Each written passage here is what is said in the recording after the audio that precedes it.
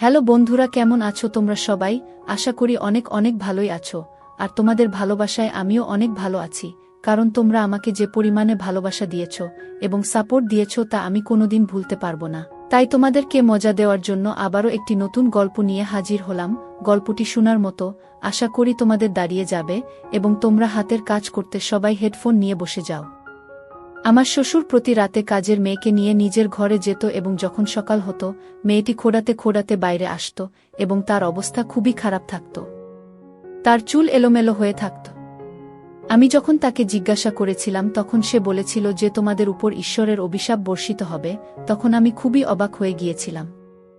একদিন এই গোপনীয়তা উদ্ঘাটনের আশায় আমি কাজের মেয়ের জামা পরে শ্বশুরের ঘরে গেলাম এবং সেদিন যেন আমার প্রাণই বেরিয়ে গেল যখন শ্বশুর আমাকে। আমার নাম হল জিজ্ঞাসা। আমি একটি গরিব পরিবারে বড় হওয়া মেয়ে হওয়ার সত্ত্বেও আমার বিয়ে হয় একটি ধনী পরিবারে। বিয়ের আগে আমার জীবন খুবই কঠিন ছিল, কারণ আমরা 6 বোন ছিলাম। আমাদের কোনো ভাই ছিল না। আমাদের মা বাবাও এই পৃথিবীতে ছিলেন না। আমরা বোনেরা যেমন তেমন করেই আমাদের জীবনের দিনগুলো অতিবাহিত করতাম। আমার সাথে যে ছেলের বিয়ে হয়েছিল তাকে তো আমি চিনতাম না। ছেলেটি আমার বড় দিদির শ্বশুরবাড়ির তরফের। ছেলেটির মা ছিল না। তার বোনই আমাকে নিজের ভাইদের জন্য পছন্দ করেছিল এবং এইভাবেই আমার বিয়ে হয়েছিল। আমার থেকে ছোট 3 বোন ছিল এবং তারা প্রত্যেকেই কোনো না কোনো বিষয়ে দক্ষ ছিল। এই জন্য বোনেরা কোনো না কোনো কাজ করে নিজেদের জীবিকা নির্বাহ করেই নিত। আমার দিদি নিজেরই ঘর থেকে আমার বিয়ে দিয়েছিল, আর এই জন্যই আমার বিদায়ের পর সে শ্বশুরবাড়ি চলে গেছিল। আমার শ্বশুরবাড়িতে কোনো কিছুরই অভাব ছিল না। একদিন আমি আমার শ্বশুরের ঘরে গেছিলাম তার শরীরের অবস্থা দেখার জন্যে, তো ওনাকে আমার সামনে দাঁড়িয়ে থাকতে দেখে আমি অবাক হয়ে গেছিলাম। ওনাকে দেখে খুব নিষ্ঠুর মানুষ মনে হচ্ছিল এবং আমি ভয় পেয়ে যত পিছনের দিকে চলে আসছিলাম তত যেন আমার ভয়ে প্রাণ বেরিয়ে যাচ্ছিল।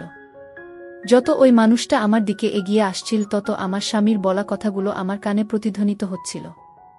আমার স্বামী আমাকে বারবার বুঝিয়েছিল যে তার বাবার কাছে যেন আমি কখনো না যাই, বাবার ঘরে যেন আমি কখনো না প্রবেশ করি, সম্ভব হলে তার বাবার থেকে সবসময় যেন দূরত্ব বজায় রাখি। এখন আমার স্বামীর বলা সব কথাগুলো আমি বুঝতে পারছিলাম যে কেন উনি আমাকে তার বাবার কাছে যেতে বারণ করেছিলেন। আমি আমার শ্বশুরের কাছে বারবার হাত জোড় করে মিনতি করছিলাম যেন উনি আমার থেকে দূরে সরে যান এবং আমাকে যেতে দেন। কিন্তু ওই মানুষটা আমার কোনো কথাই শুনছিলেন না। কখনো আমার ওই বেচারি কাজের মেয়ের কথা মনে পড়ছিল, তো কখনো নিজের স্বামীর কথার মনে পড়ছিল এবং নিজের উপর প্রচণ্ড রাগ হচ্ছিল যে আমি কেন এই ঘরে আসতে গেলাম কারোর কথা না শুনে। কখনো কখনো কারোর কথা না শুনলে খুবই খারাপ পরিণাম পেতে হয়। না জানে কেন শ্বশুরের সেবা করার ভূত আমার মাথায় চেপেছিল এবং তার জন্যই আমি খাবার নিয়ে শ্বশুরের ঘরে চলে এসেছিলাম। হঠাৎ আমি দেওয়ালের সাথে লেগে গেলাম এবং সেখানে দাঁড়িয়েই প্রচণ্ড কাঁদতে শুরু করেছিলাম এবং জোরে জোরে চিৎকার করতে শুরু করেছিলাম, কারণ আমি খুবই ভয় পেয়ে গিয়েছিলাম এবং আমার স্বামীকে চিৎকার করে ডাকছিলাম। আমি জানতাম যে এই সময়ে ঘরে কেউই নেই যে আমার সাহায্য করতে এগিয়ে আসবে। আমাকে বাঁচানোর মতো ঘরে কেউই ছিল না। হঠাৎই আমার শ্বশুর আমার খুবই কাছে চলে এলেন এবং তারপরে যা হলো সেটা বলা আমার জন্য খুবই মুশকিল, কারণ আমার সাথে যা হয়েছিল তা খুবই ভয়ানক ছিল। আমার অ্যারেঞ্জ ম্যারেজ হয়েছিল এবং আমার বিদায়ের পর আমি শ্বশুর বাড়িতে চলে এসেছিলাম। বিয়ের প্রথম রাতে আমার স্বামীর সাথে আমার খুবই ভালো কেটেছিল, দ্বিতীয় দিনও ভালো কেটেছিল এবং তৃতীয় দিনও কেটে গেছিল। আমি দেখেছিলাম যে সকাল হতেই কাজের মেয়ে এসে আমাদের বিয়ের 2 দিন পর্যন্ত প্রচুর কাজ করে দিয়েছিল, কিন্তু আজ জানি না সে কেন আসেনি এবং কোথায় চলে গেছিল তাও জানি না। আমি যখন আমার স্বামীকে জিজ্ঞেস করেছিলাম তখন উনি খুবই ভয় পেয়ে গেছিলেন। আমি বলেছিলাম যে আজকে কাজের মেয়ে আসেনি, আমি নিজেই খাবার বানিয়ে নেব এবং বাবাকেও তার ঘরে খাবার দিয়ে আসব। আমার স্বামী একথা শুনে বলেছিলেন যে ওনার ঘরে তোমার যাওয়ার কোনো প্রয়োজন নেই, আমাকে খাবার দিয়ে দিও, আমি নিয়ে চলে যাব। আমার স্বামী এটা বলেই আমার হাত থেকে খাবারের ট্রে নিয়ে সেখান থেকে চলে যায়। আমার মনে হয়েছিল হয়তো উনি এমন করছেন কারণ আমি এই বাড়ির নতুন বউ এবং নতুন বউয়ের এত কাজ করা ভালো দেখায় না। আমি এখানকার কাউকে চিনতামও না, আশেপাশের সমস্ত লোক আমার জন্য অচেনা ছিল। বাড়িতে কেবল আমার স্বামী এবং শ্বশুর থাকতেন। কিন্তু আমি দেখেছিলাম যে আমার স্বামী তার বাবার সাথে খুব বেশি কথা বলত না। আমার শ্বশুর অসুস্থ বারণ করতেন। আমি একবার অথবা দুবারই ওনাকে দেখেছিলাম যখন উনি ঘুমাচ্ছিলেন। অনেকদিন আমার স্বামী কাজ করতে যাচ্ছিলেন না। তাই আমি ওনাকে জিজ্ঞেস করেছিলাম যে এখন তো আমাদের বিয়ের অনেক দিন পেরিয়ে গেছে, কিন্তু এখনও আপনি কাজে কেন যাচ্ছেন না? এই প্রশ্নের উত্তর আমার স্বামীর মুখে শুনে আমি কিছুটা অবাক হয়ে গেছিলাম। কারণ উনি বলেছিলেন যে যতদিন না পর্যন্ত নতুন কাজের মেয়ে পাওয়া যাচ্ছে ততদিন পর্যন্ত উনি কাজে যাবেন না, কারণ আমি একা ঘরে থাকতে পারব না এবং উনার বাবার সেবাও করতে পারব না। এই কথা শুনে আমি চুপ করে গিয়েছিলাম। 2-3 জন মহিলা এসেছিলেন ঘরের কাজকর্ম করার জন্য। প্রথম তো সেই মহিলারা কাজ করার জন্য রাজি হয়ে যেত, কিন্তু 2-3 দিন পেরোতে না পেরতেই তারা আমার কাছে এসে বলতো যে আমরা এমন বাড়িতে কাজ করতে পারব না যেখানে মেয়েদের কোনো সম্মান দেওয়া হয় না। ওদের কথা শুনে তো আমি অবাক হয়ে যেতাম যে ওরা এরকম কেন বলছে। আমার স্বামী তো আমাকে খুবই সম্মান করেন এবং কোনো মেয়ের দিকে উনি চোখ তুলে তাকান পর্যন্ত না। এই জিনিসটাও আমি লক্ষ্য করেছিলাম যে উনি খুবই সম্মান করার মতো একজন মানুষ। আমি এই ব্যাপারটা যখন আমার স্বামীকে বলেছিলাম তখন উনি আমাকে বলেছিলেন যে ঘরে কোনো মহিলা এলে তার সাথে তোমার কথা বলার কোনো প্রয়োজন নেই। আমি নিজে আমার ইচ্ছে অনুযায়ী একজনকে কাজে নিযুক্ত করে দেব যাকে আমার ইচ্ছে হবে। আমি আমার স্বামীর কথা শুনে চুপ করে এসেছিল কাজের জন্য, কিন্তু সেই মেয়ে সবসময় চুপচাপ থাকত। ঘরেও সে খুবই ভীত সন্ত্রস্ত হয়ে থাকতে এবং আমার সাথেও খুব একটা কথা বলতো না। আমার ছোটবেলাতেই আমার মা বাবার মৃত্যু হয় এবং তখন থেকেই আমার মনে হতো যে আমি আমার শ্বশুরকেই বাবার মতো সেবা করব, ওনাকে নিজের বাবার স্থানে বসাবো। কারণ আমি সব সময় এটাই ভেবেছি যে আমার বাবা নেই, আমি আমার শ্বশুরকেই আমার বাবা হিসেবে মেনে নেব।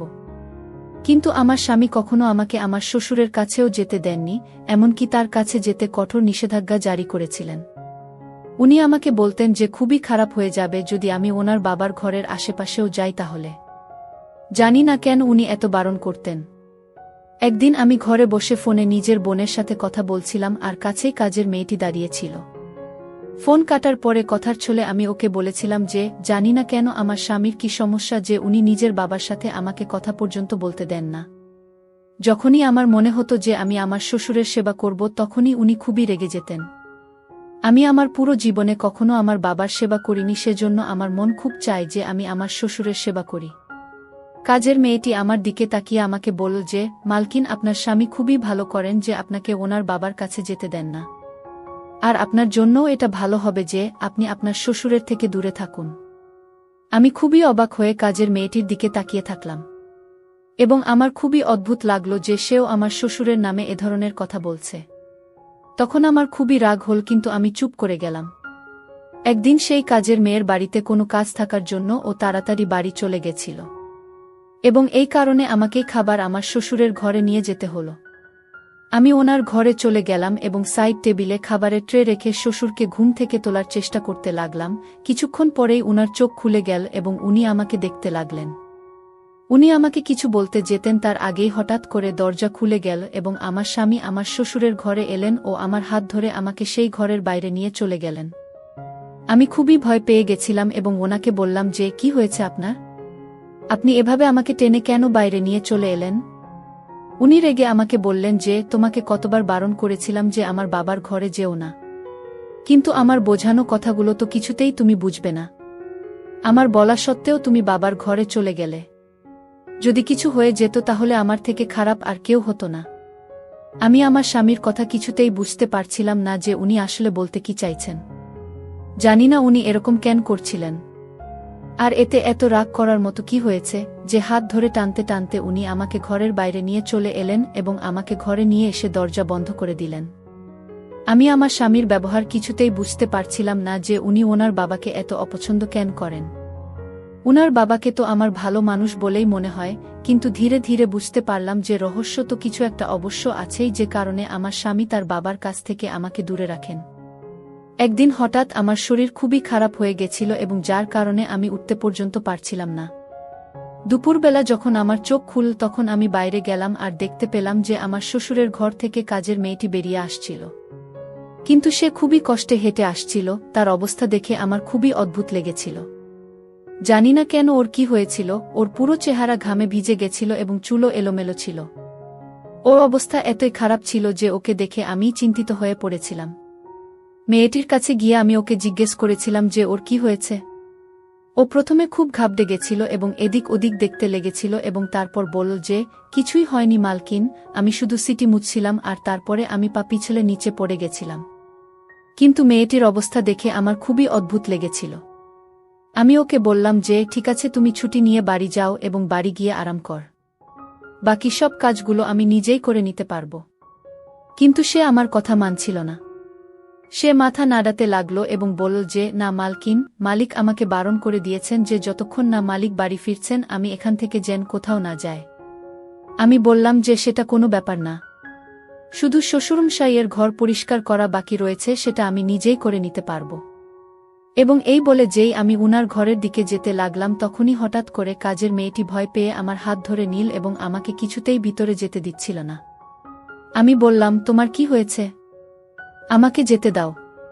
তোমার অবস্থা এখন কাজ করার মতো নেই, তুমি নিজের ঘরে গিয়ে বিশ্রাম করতে পারো। তখন সে বলল, না মালকিন, আমি আপনাকে ঘরের ভিতরে যেতে দিতে পারব না। সে আমাকে ভিতরেও যেতে দিল না এবং আমাকে নিয়ে রান্নাঘরে চলে এলো এবং বলল যে আমি আপনার জন্য খাবার বানিয়ে দিচ্ছি। আপনি তো এখনো পর্যন্ত খাবার খাননি। আমি ওর অবস্থা দেখছিলাম যে ও খুবই ঘাবড়ে ছিল এবং ঠিক করে তো ও চলতেও পারছিল না। আমি মেয়েটার কবজিতে দেখলাম যে সেখানে কিছু অদ্ভুত দাগ রয়েছে। আমি আর এরপর মেয়েটিকে কিছু জিজ্ঞেস করিনি। কিন্তু রাতে যখন আমার স্বামী ঘরে ফিরে তখন আমি ওনাকে সব কথা খুলে বলি। সে বলে যে হয়তো কাজের মেয়েটির সাথে তার স্বামীর ঝগড়া হয়েছে এবং ঝগড়ার পরেই সে এখানে এসেছে। তাতে তোমার কি যায় আসে? নিজের কাজের প্রতি খেয়াল রাখো। কোনো কাজের মেয়েকে এত প্রশ্ন জিজ্ঞেস করার কোনো প্রয়োজন নেই, না হলে সে কাজ ছেড়ে চলে যাবে। আমার স্বামী আমাকে খুবই ভালোবাসতেন, কিন্তু যখনই আমি উনার সাথে এই ধরনের কোনো কথা বলতাম তখন উনি আমাকে ভালোবাসার কথা পুরোপুরি ভুলে যেতেন, উপরন্তু আমার উপর রাগ করতেন। আমার স্বামী আমাকে বললেন যে অন্যদের খোঁজখবর নেওয়া বন্ধ করো এবং চুপ করে শুয়ে পড়ো। এইটা বলে তিনি নিজে শুয়ে পড়লেন। কিন্তু আমার একদমই ঘুম আসছিল না। রাতে তখন ঠিক কটা বাজে ঠিক জানি না, আমার হঠাৎ চোখ খুলে গেল এবং আমি ঘরের বাইরে বেরোলাম। হঠাৎই আমার শ্বশুরের ঘরের থেকে কারোর আওয়াজ শুনতে পেলাম। আমি এমন মনে হচ্ছিল যেন আমার শ্বশুর কাউকে বকাঝকা করছেন। আমি খুবই চিন্তিত হয়ে পড়লাম যে এত রাতে আমাদের বাড়িতে তো কেউই থাকে না। তাহলে আমার শ্বশুর এভাবে কার সাথে ঝগড়া করছেন আর কাকেই বা এত বকছেন? আমি তাড়াতাড়ি আমার স্বামীর কাছে গেলাম এবং তাকে জাগানোর চেষ্টা করলাম। আমি ওনাকে ঝাঁকানি দিয়ে জাগিয়ে তুললাম, তো উনি খুবই রেগে গিয়ে আমাকে বললেন যে কি হয়েছে তোমার? এত রাতে এভাবে চিৎকার করছো কেন? আমি ওনাকে বললাম যে জানি না বাবার কি হয়ে গেছে, উনি কারো সাথে ঝগড়া করছেন। যান আপনি দেখে আসুন যে ঘরে কে আছে। আমার স্বামী তখন খুবই ভয় পেয়ে গেলেন এবং আমাকে বললেন যে তুমি এখন শুয়ে পড়ো, নিশ্চয়ই তোমার কোনো ভুল ধারণা হয়েছে। আমার স্বামী কিছুতেই ঘরের বাইরে গেলেন না এবং আমাকে বারবার বলছিলেন যে তুমি শুয়ে পড়ো, কোনো ধরনের আওয়াজে আসছে না। কিন্তু আমি পরিষ্কার আমার শ্বশুরের গলার আওয়াজ শুনতে পাচ্ছিলাম। আমি খুবই চিন্তিত হয়ে পড়লাম এবং আমার স্বামীকে রাগের সাথে বললাম, আপনার তো নিজের বাবার জন্য কোনো চিন্তাই হয় না। আমি আপনাকে কতক্ষণ ধরে বলছি যে আপনার বাবা কারো সাথে ঝগড়া করছেন, কিন্তু আপনার কানে তো কোনো আওয়াজই আসছে না। আমি নিজেই গিয়ে দেখছি এবার। আমি যখনই যেতে চাইলাম তখনই উনি আমার হাত ধরে এমনভাবে ধাক্কা দিয়ে আমাকে বিছানায় বসিয়ে দিলেন যে আমি ব্যথায় কাতর হয়ে পড়লাম। উনি আমাকে বললেন যে এখানেই শান্তি সহকারে বসে যাও, তোমার কোথাও যাওয়ার কোনো প্রয়োজন নেই। আমি নিজেই গিয়ে দেখে আসছি। একটা কথা তোমাকে আমি যতবারই বোঝাই না কেন তুমি কিছুতেই বুঝতে চাইছ না। সে বেরোনোর সময় ঘরটাকে তালা মেরে দিয়ে গেল এবং রেগে আমাকে বলল যে বাইরে আর বেরোনোর চেষ্টা করবে না। আমি চুপচাপ গিয়ে নিজের বিছানায় শুয়ে পড়লাম, কিন্তু আমার বারবার নিজের শ্বশুরের কথায় মাথায় আসছিল। আমি একদমই ঘুমাতে পারিনি কারণ আমার মাথায় সারাক্ষণ চিন্তা ঘুরপাক খাচ্ছিল। পরের দিন আমার স্বামীর ওঠার আগেই আমি ঘুম থেকে উঠে পড়েছিলাম এবং স্বামীর জন্য খাবার বানাতে চলে গেছিলাম। আমি রান্নাঘরে দাঁড়িয়েছিলাম এবং উনার জন্য খাবার বানাচ্ছিলাম, কিন্তু ততক্ষণে ও কাজের মেয়েটি আমাদের বাড়িতে আসেনি। আমি অস্থির হয়ে পড়েছিলাম কারণ আমার শ্বশুরের খাবারের সময়ও হয়ে গেছিল, আর আজ তো কাজের মেয়েটি খুবই দেরি করছে আসতে। আমার শ্বশুরকে তো খাবারের পরে ওষুধও খেতে হয়। তখন আমার স্বামী উঠে এলেন, তখন আমি ওনাকে এটা বলায় উনি বললেন যে ওষুধ দেওয়ার কোনো প্রয়োজন নেই। যখন কাজের মেয়েটি এসে যাবে নিজেই সে খাবার আর ওষুধ দিয়ে দেবে। আমি উনাকে বললাম যে আপনার কি হয়েছে? আপনি নিজে তো না ওই ঘরে যাচ্ছেন জন্য আর না তো আমাকে যেতে দিচ্ছেন, এটা খুবই খারাপ করছেন আপনি। আমি স্বামীকে বোঝানোর চেষ্টা করছিলাম, তো উনি রেগে আমার দিকে তাকালেন এবং বললেন, ওনার জন্য চিন্তা করার কোনো প্রয়োজন নেই। উনি আমার বাবা, আর আমি যখন ওনার জন্য কোনো চিন্তা করি না তখন তোমাকেও ওনার জন্য কোনো চিন্তা করতে হবে না। এরপর আমার স্বামী রেগে গিয়ে খাবার না খেয়ে অফিসের জন্য বেরিয়ে পড়লেন। আমি অনেকবার ভেবেছিলাম যে নিজেই গিয়ে শিশুরের জন্য ওষুধ আর খাবার দিয়ে আসব, কিন্তু তারপরে আমি চুপ করে গেলাম। কাজের মেয়েটি খুব দেরিতে বাড়ি এসেছিল, ওর শরীর খুবই খারাপ দেখাচ্ছিল। আমি ওকে বললাম যে তোমার যদি শরীর ঠিক না থাকে তাহলে তুমি আজকে ছুটি নিয়ে নিতে পারতে, তোমার আসার কোনো প্রয়োজনই ছিল না। তখন সে বলল, না মালকিন, আমি চাই না যে আমার সাথে যা যা হয়েছে সেটা আপনার সাথে ও হোক। আপনার শ্বশুর আপনার সাথে কিছু খারাপ কাজ করুক অথবা আপনাকে ওনার ঘরে গিয়ে ওনার সেবা করতে হোক। আমি আশ্চর্য হয়ে কাজের মেয়েটির দিকে তাকিয়েছিলাম, জিজ্ঞেস করলাম যে তুমি বলতেটা কি চাইছ? কি হয়েছে তোমার সাথে? তোমার এই কথার মানেটা কি? কিন্তু সে আমাকে কিছুই বলতে রাজি হচ্ছিল না, শুধু এটাই বলল যে এই কথাটাকে এখানেই শেষ করে দিন মালকিন। নিজের খেয়াল রাখুন এবং এই বাড়িটাকেও দেখে শুনে রাখুন। আমি তো ভাবতেও পারি না যে আপনি কিভাবে এই বাড়িতে থাকেন। আমার কোনো উপায় না থাকায় এবং আমার সন্তানদের জন্য আমি এখানে কাজ করতে আসি, না হলে এখানে তো কোনো মহিলাই কাজ করতে চাইবে না। আমি জানি না আপনি এতদিন কিভাবে বেঁচে রয়েছেন। এরপরে মেয়েটি খাবারের ট্রে নিয়ে আমার শ্বশুরের ঘরের দিকে চলে যায়। এরপরে আমি চুপচাপ নিজের কাজে ব্যস্ত হয়ে পড়ি এবং রান্নাঘরের সব কাজ শেষ করে হোলঘরে এসে বসে যায়। এরপর আমি দেখি যে কাজের মেয়েটি আমার শ্বশুরের ঘর থেকে খোঁড়াতে খোঁড়াতে বেরিয়ে আসছে এবং এটা দেখে আমি খুবই আশ্চর্য হয়ে যাই। আজকে ওর অবস্থা আরও খারাপ ছিল। আমি খুবই চিন্তিত হয়ে কাজের মেয়েটিকে দেখছিলাম, হঠাৎই ও পড়ে যেতে যেতে বাঁচল। আমি ওকে গিয়ে সামলে নিলাম এবং জিজ্ঞেস করলাম, তোমার কি হয়েছে? আমি ওর চোখ থেকে গড়িয়ে পড়া জল দেখছিলাম এবং এরকম মনে হচ্ছিল যেন ও খুবই কষ্টে নিজের জল আটকাচ্ছিল। এরপরে ও খুবই ভয় পেয়ে আমাকে বলল যে মালকিন, আমাকে নিজের ঘরে যেতে হবে, আমার মেয়ের শরীর ভালো নেই।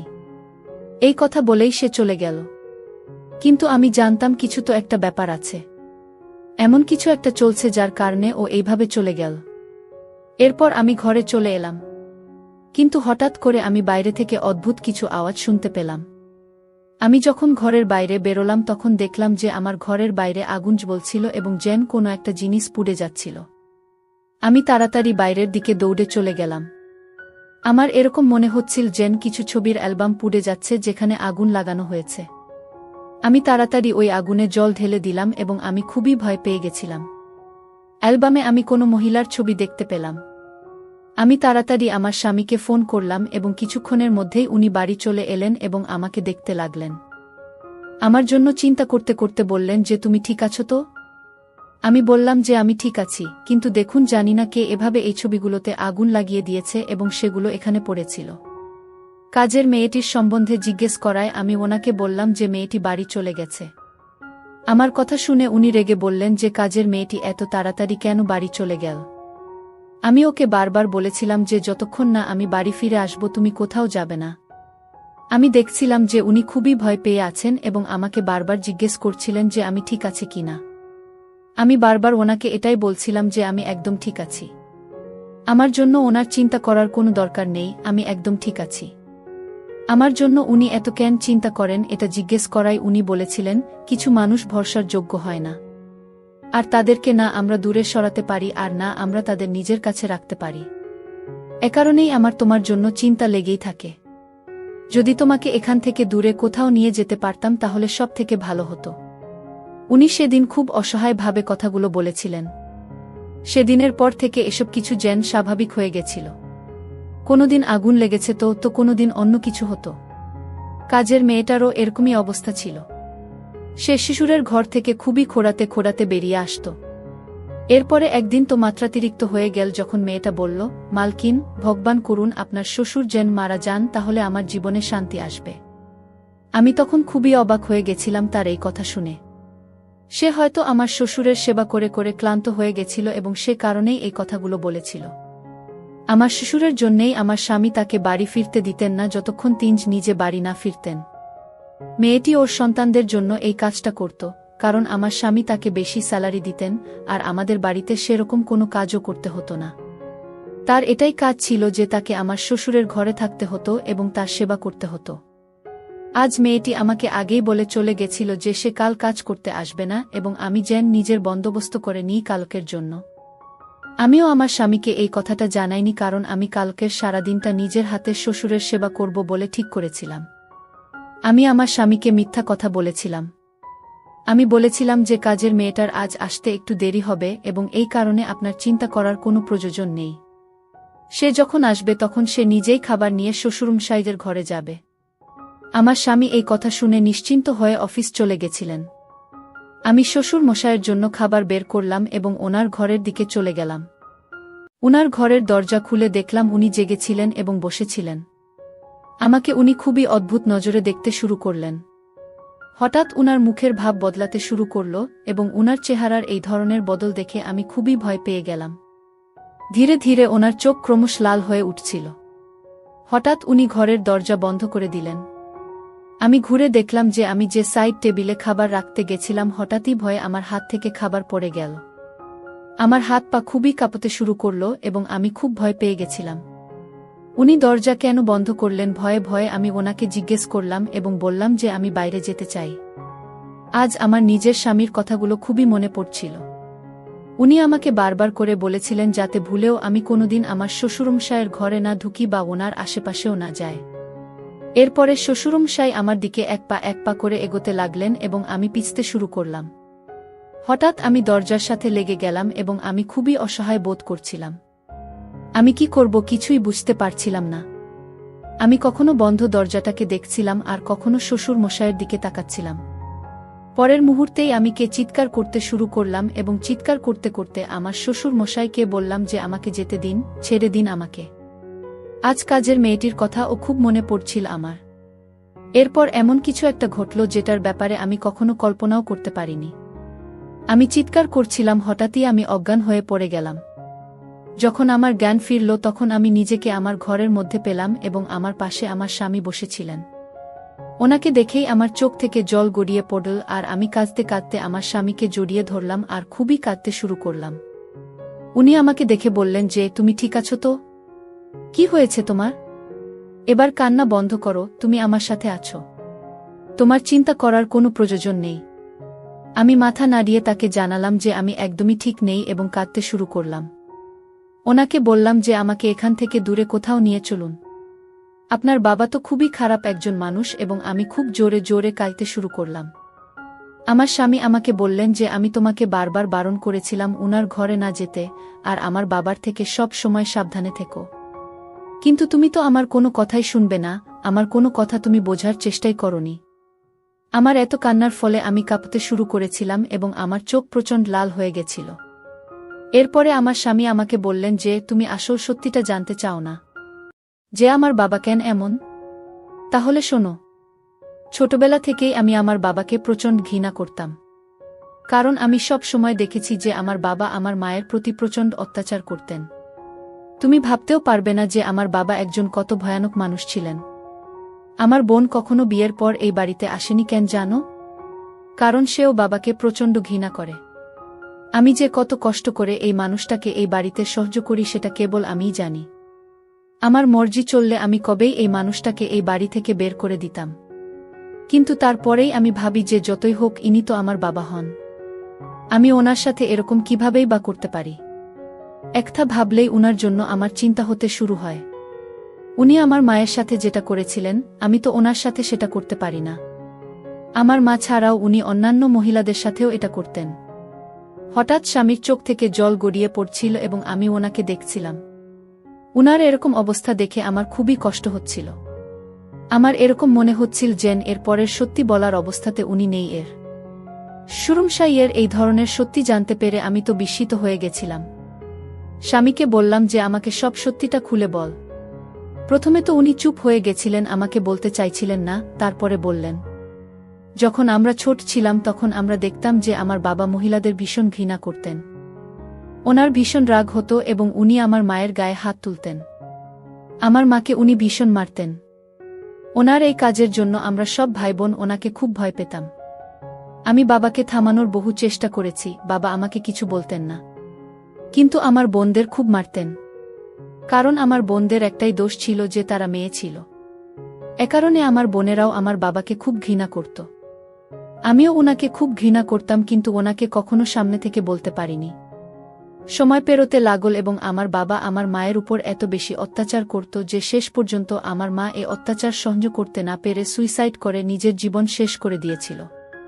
শুধুমাত্র এই মানুষটার জন্য আমার যা নিজের জীবন শেষ করে দিয়েছিল এবং আমাদের একা ছেড়ে চলে গেছিল। এরপরে আমি আমার বোনদের রক্ষা করেছিলাম, তাদের বিয়ে দিয়েছিলাম, কারণ আমি বোনেদের ভবিষ্যৎ নষ্ট করতে চাইনি যে তারা এই বাড়িতে থেকে আমার বাবার কাছে প্রতিনিয়ত মার খেতে থাকুক। বাবার কোনো কালেই সন্তানদের প্রতি যত্ন ছিল না। এই কারণেই আমি আমার বাবাকে খুব ঘৃণা করতাম। সময় পার হতে লাগল এবং উনি এই কথাটা বুঝতে পেরেছিলেন যে ওনার অত্যাচারের কারণেই উনার স্ত্রী সুইসাইড করেছিল। এরপর থেকে উনি মহিলাদের খুব ভয় পেতেন। আমার মা ওনার স্বপ্নে আসত এবং ওনাকে বলত যে যা কখনই আমার বাবাকে ক্ষমা করবে না। এ কারণেই আমার বাবা এরপর থেকে মহিলাদের খুব ভয় পেতে শুরু করলেন। ওনার কাছে যখনই কোনো মহিলা যেতেন তখনই উনি খুবই রাগী আচরণ করতেন তাদের সাথে এবং মহিলাদের মারতে যেতেন। উনি মহিলাদের দেখে খুবই রেগে যেতেন অথবা পাগলের মতো ব্যবহার করতেন। এজন্যই আমি তোমাকে আমার বাবার সামনে নিয়ে যেতে চাইনি। আমি চাইনি যে তুমি কখনোই আমার বাবার সত্যিটা জানতে পারো। এসব বলেই আমার স্বামী চুপ করে গেছিলেন। উনি নিজের চোখের জল লুকিয়ে এ সমস্ত কিছু বলছিলেন। বলার পরে লজ্জায় তিনি কাঁদতে শুরু করলেন। লজ্জার ফলে তিনি চোখের পলক নামিয়ে নিয়েছিলেন। আমার এরকম মনে হচ্ছিল যেন নিজের বাবার এই ব্যবহারের কথা বলতে খুবই লজ্জিত বোধ করছিলেন। আমি অবাক হয়ে গিয়েছিলাম যে একজন মানুষের মহিলাদের প্রতি এত ঘৃণা কি করে থাকতে পারে। এর উত্তর জানার জন্য আমি আমার স্বামীর দিকে তাকালাম এবং বললাম, আপনার বাবার মহিলাদের প্রতি এত ঘৃণা কেন হয়েছিল যে তিনি নিজের স্ত্রীর উপরেই এত অত্যাচার করতেন? আমার স্বামী এই কথা শুনে চুপ করে গেলেন এবং বলেন যে এর থেকে বেশি আমি তোমাকে কিছুই বলতে পারব না। আমি ওনার কাছে জেদ করতে লাগলাম কারণ আমাকে জানতেই হতো কোনো একটা কারণ তো নিশ্চয়ই থাকবে যার জন্য উনি মহিলাদের এত ঘৃণা করতেন। সুরমশাই কি নিজের মাকেও এইরকমই ঘৃণা করতেন? স্বামীকে আমি এই কথা জিজ্ঞেস করার চেষ্টা করছিলাম কিন্তু উনি আমাকে কিছুই বলতে চাইছিলেন না। হঠাৎ উনি আমাকে বললেন যে উনি সব মহিলাকে এভাবেই ঘৃণা করতেন। আমি আমার স্বামীর দিকে তাকালাম এবং বললাম, জানো, যখনই কোনো কাজের মেয়ে শ্বশুরের ঘরে ঢুকত ওনার সেবার জন্য, তখন উনি ওর সাথেও এইরকমই করতেন। মেয়েদের উপর তিনি অত্যাচার করতেন এবং তাদের খুবই খারাপ অবস্থা করে তিনি বাইরে যাওয়ার অনুমতি দিতেন। শ্বশুর মশাই কাজের মেয়েদেরও মারতেন। আমার স্বামী বললেন যে আমি এ সমস্ত কিছুই জানি কিন্তু আমি বাধ্য ছিলাম। যদি আমি চাইতাম তাহলে আমি নিজেও সেবা করতে পারতাম বাবার, কিন্তু কোনোদিনই আমি ওনাকে সেবার যোগ্য মনে করিনি।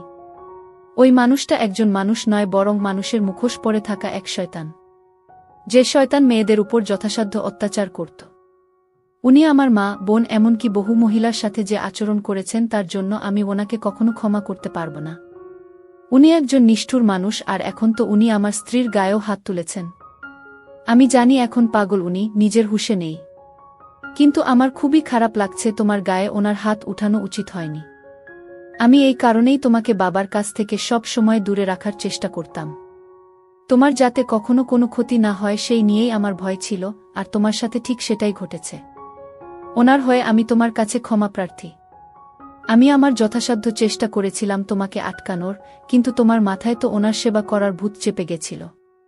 এবার দেখে নিয়েছ তো সেবা করার পরিণাম। একজন মানুষের সেবা গ্রহণ করার জন্য যোগ্যতার প্রয়োজন হয়, কিন্তু আমার বাবা মহিলাদের সেবার যোগ্য নন। যে পুরুষ কোনো মহিলার গায়ে হাত তোলে পৃথিবীর সবথেকে খারাপ মানুষ। আমি আমার স্বামীর দিকে তাকিয়েছিলাম এবং ভাবছিলাম যে উনি আমার জন্য কতই না চিন্তা করেন। আমার তো খারাপ লাগছিল আমার শ্বশুরের জন্য। একটা মানুষ এতটা অত্যাচারী কিভাবে হতে পারে? মানুষটা নিজের মেয়েদের, নিজের স্ত্রীকে, এমনকি নিজের ছেলেকে হারিয়ে ফেলার পরও অত্যাচারী রয়ে গেছেন। পাগল হওয়ার পরও তিনি অত্যাচার বন্ধ করতে ভুলেননি এবং এই জিনিসটাই আমাকে খুব অবাক করত। ধীরে সময়ের সাথে সাথে আমার শ্বশুর একদমই পাগল হয়ে যাচ্ছিলেন, তার কোনো বিষয়ে হুঁশই ছিল না। ধীরে ধীরে তো উনি সব কিছু ভুলতে লেগেছিলেন আর নিজেকেই নিজে জখম করছিলেন।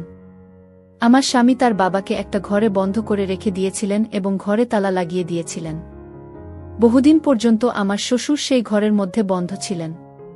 ওনার অবস্থা যখন খুবই খারাপ হয়ে গেছিল তখন আমার স্বামী তাকে নিয়ে গিয়ে একটা পাগলাগার্ড এ ভর্তি করিয়ে দিয়েছিলেন।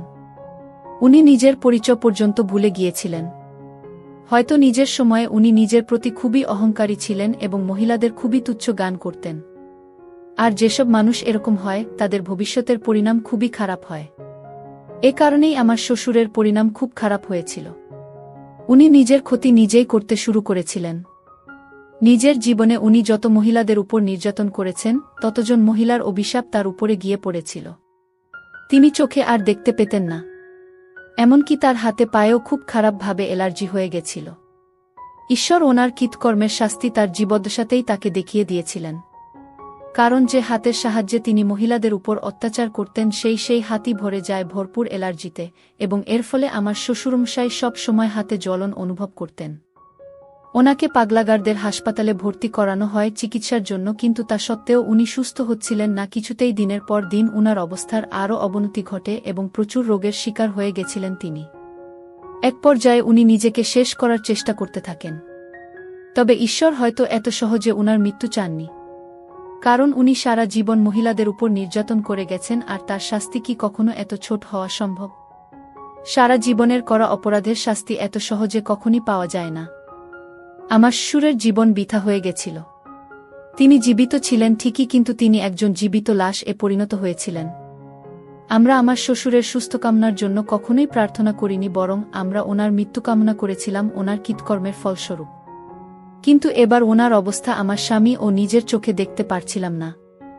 আমরা ওনার মৃত্যু কামনা করছিলাম এবং ঈশ্বর হয়তো আমাদের প্রার্থনা শুনে নিয়েছিলেন।